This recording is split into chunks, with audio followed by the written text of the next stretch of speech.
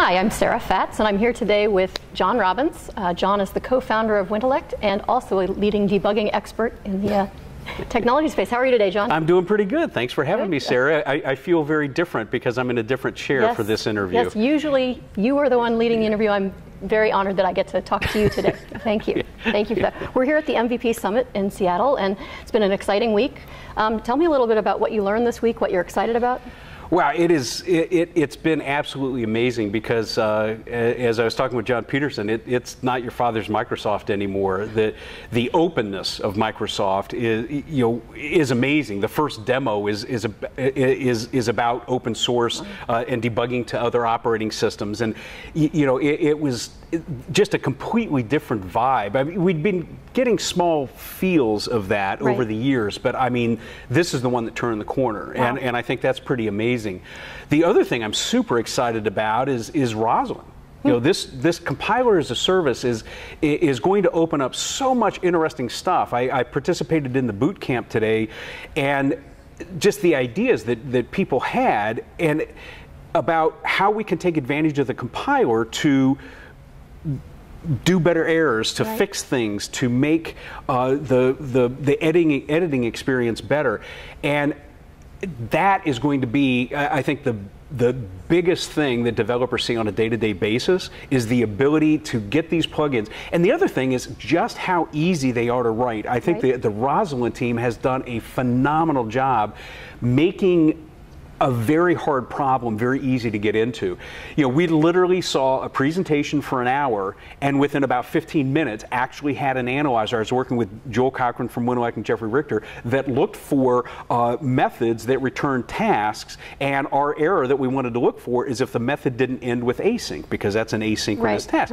15 minutes. Wow, that's incredible. It was, and so I think this is going to be a very interesting thing for not only better code, but it's going to allow architects and the dev leads at enterprise companies to start enforcing some I don't want to say coding standards because that's always a scary thing, but it's interactions and working with different tiers of your application, because you're going to get the compiler support for this, and that's going to help us and I think that it's really going to open up just a lot of different things. So I was very excited about Roslyn. That is exciting. I'm very excited about the TFS stuff. I went to all the application lifecycle management sessions, and what they've got planned for Visual Studio Online is very cool. The new build system is going to solve many problems that people had. So there's a lot of big things coming up in Visual Studio 2015 that are pretty exciting. That's so great. Yeah, it was a good conference. That's fantastic. No, it's great to hear, and it's nice to hear the excitement again building around Microsoft and with all the changes that have happened, and it's very encouraging for sure. Yeah, it was. A lot of us were talking about how Microsoft is, and a lot of this came from Satya Nadella. Microsoft's a little more humble these days, right? It's not the Microsoft I grew up with in development, right? We're gonna kill you. It's a little bit of a different world now, and they realize that younger developers are not turning to Microsoft first, so that they're losing those developers, and Microsoft's going after them very hard, but in very open and very clean ways that I think are going to really impress the industry and provide that, the Wild West of development. They're going to provide some adult leadership that I think is very well needed. That's great. Well, along those lines, if you were starting out fresh today, if you were a young developer, what would you be focused? There's so much out. Sorry, not that you're not a young developer, John. Oh, Sarah, get my punch card. If you were fresh out of school, what would you be focusing on? Or if you were entering school, what kinds of things would you be thinking about if you wanted to be in this space? What would you think about? What would you focus on? That's a great question, because so many people have come to me and say, "Oh, John, you wrote all these books on debugging, and you do debugging as a job. I want to be like you." And I'm like, oh, that time's passed, right? Completely, it has. The things that I see coming up big that I know I'm starting to concentrate on in a big way are big data, right? When we're talking to Rob Tiffany and we're going to some of the IoT sessions for the Internet of Things sessions, nobody has big data. Right? We've done projects for our consulting business and Hadoop and some other things, but that's not big data. That's That's just the tip of the iceberg. Yeah, it's right? not even the tip. It's the molecule at the top of the iceberg. Because, you know, when we start thinking about the kind of data that we're going to get in from, you know, say you're in a manufacturing plant and you've got all the machines that are reporting data in, and they're reporting, you know, quarterly second updates and you know, giving you that feedback of where they stand, where you know, heat resistance, things like this. You know, you're going to have to mine that for data. So I think, you know, really big data and data mining, because right now only Facebook and Google and maybe one or two others have big data, really big data. And what's going to happen in the enterprise when you're presented really big data? So I think that's a very strong thing. Obviously, anything with the cloud. Sure. You know, it's, you know, if you're not doing the cloud, you're wrong. I mean, it's you know, we have this fight with some of our consulting customers that don't want to move there, and I've talked to a lot of folks where, you know, customers are like, oh no, we don't want to use Visual Studio Online. We want the TFS server on our machine. Why? You know, you just get rid of that stuff. Let somebody else who knows how to do it. You know, we, you know, at Winelect, when we went over to Office 365, we cut our IT budget by 70%. Right. We're a small company. That was a pretty good savings for very little effort. It took us about 3 weeks to move over. So, you know, imagine the savings when, you know, gosh, I'd hate to be an exchange admin or some of these roles, because, you know, you still need those people, but you don't need the people, you know, that are going in there and setting up the VMs, because you can spin that up on Azure so easily. And yeah, I was talking to a customer a couple of weeks ago, and we said, well, hey, we need a virtual machine, and they're like, oh, well, we got to talk to IT about it, and they charge us $2,000 a month. Oh my gosh! And I'm like, that's probably going to be $150. If you do that on Azure, right? And so, you know, that's kind of a good savings. So you know, so I think the cloud, I think big data, but it's still there's always going to be the core computer science, right? That you know, how to look at performance, how to think about, you know, where the problems are in these applications, because, you know, you're still going to have to do that stuff, but cloud and big data, I think that's the future. You know? Interesting. Well, it's interesting you say computer science, because I've always felt that it's as much art as it is science, right? There are so many ways to skin that cat, and there is science behind it, but there also is an art, and people like you have certainly mastered that. Well, how did you get your start? How did you get to where you are? What brought you into this space? Well, I didn't get into this until I was old. We've already established that. Yeah, you've already established that I'm old, but I had a completely different career, and it was perfect training for software. I was a Green Beret in the U.S. Army. Wow. Which that prepares you for software. I mean, you know, jumping out of airplanes and shooting people is great.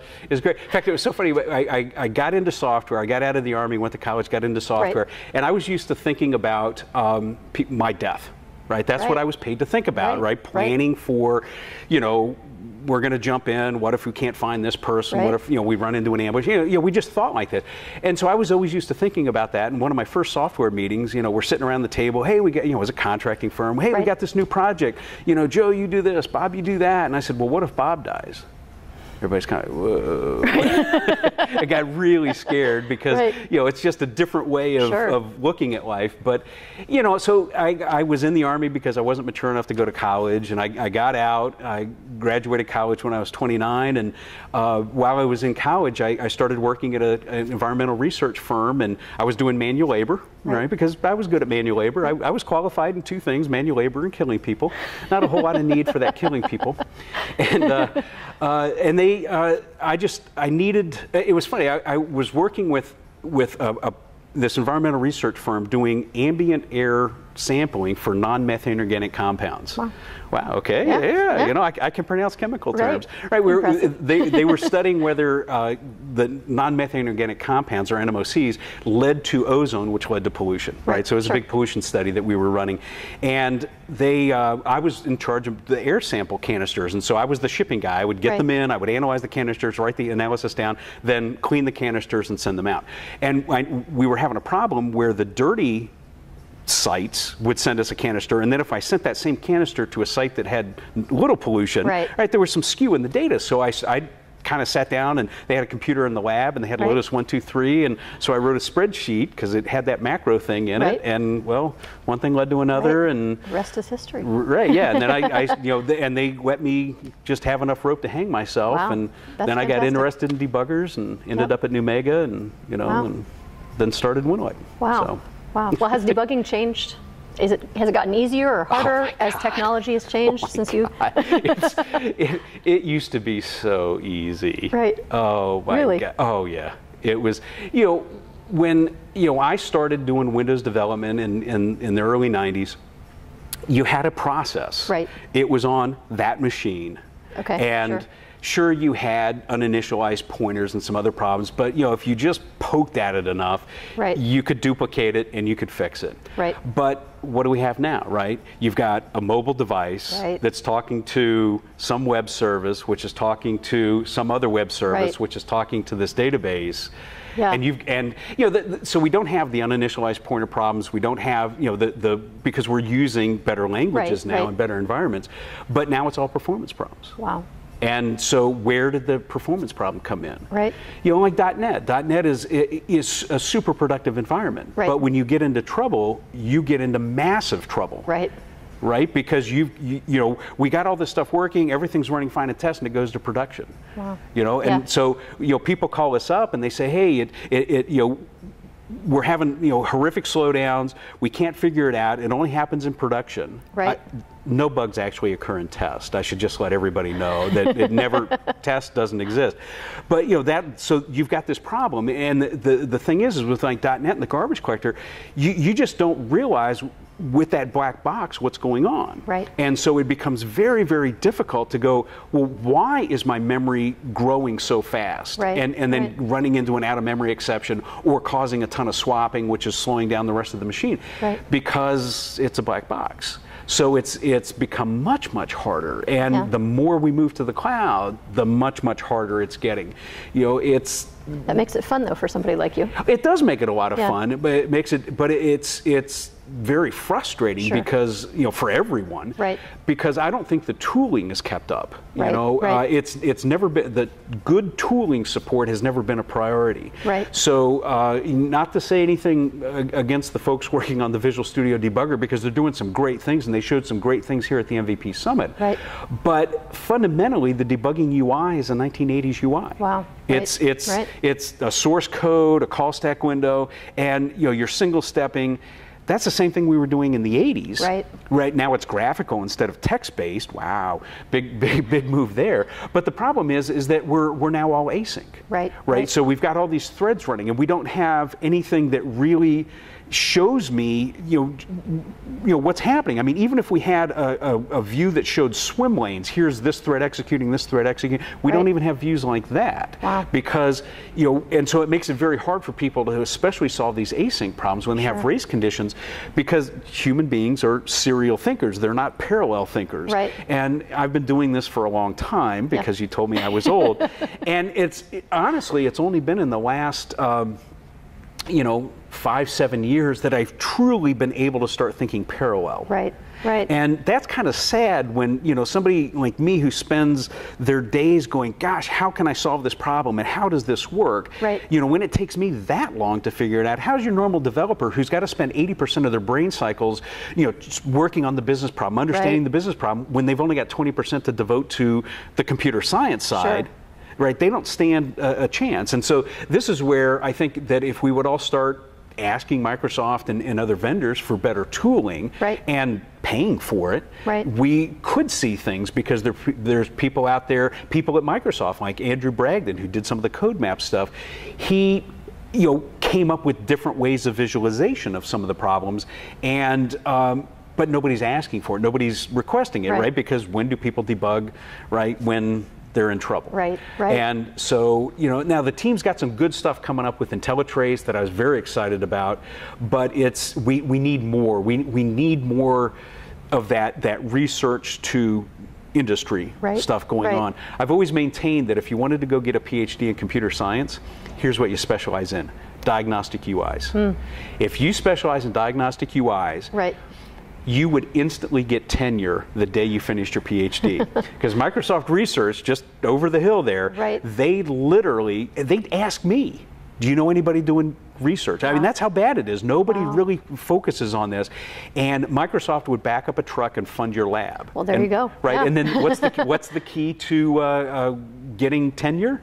Bringing in funding. Right. And I've had the same conversations with Intel. I've had the same conversations with many companies that would fund research in these areas because it's the last area. You know, how do you follow a transaction from a mobile device through to the cloud and back? All right, how do you visualize that? Right. How do you find where the perf problems are? Right. And a lot of the things that we're dealing with today, nobody thinks about debuggability. And I'll pick a classic example, and that's link. Okay. The link from C#. Great feature. Right. How come I can't single step a link statement? Right. That's the designer's not thinking through, oh, somebody's going to have to debug this. So what do you end up doing in link? You end up extracting everything out to for loops in the link instead of link. And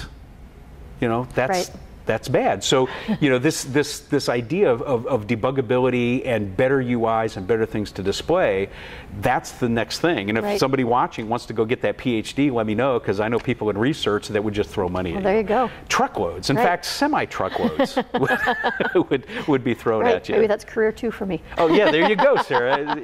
If you get tired of the marketing and content acquisition at Winelec now, you could always go get your PhD in diagnostic UIs, because it's a tough problem. Right, yeah, well, I'm sure. Yeah. Good. Well, John, I really appreciate you taking the time to talk to me today. Thank you very much. And we enjoyed the talk, and have a great afternoon. Okay, thank you very much. Thanks.